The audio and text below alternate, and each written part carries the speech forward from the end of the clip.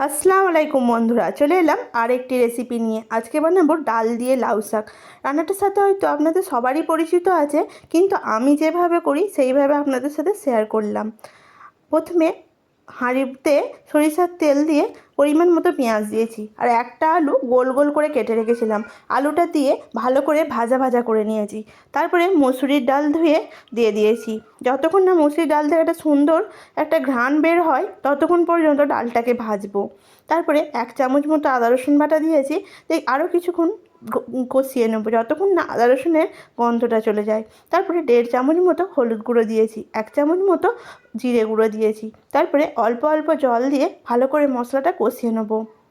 তারপরে আলুটা একটু সিদ্ধ হয়ে গেলে আর ডালটাও একটু হয়ে এলে তখন দিয়ে দেবো ডাঁটাগুলো দিয়ে ভালোভাবে কষিয়ে তারপরে শাকটা দিয়ে দেবো।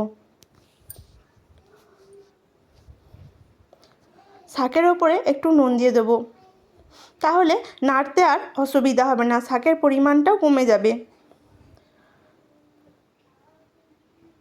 তারপরে হাতাটা দিয়ে ভালোভাবে কষিয়ে নেব।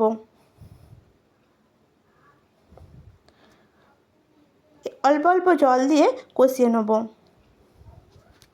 এইভাবে একবার আপনারা লাউ শাক বানিয়ে দেখবেন, খুব সুন্দর লাগে খেতে।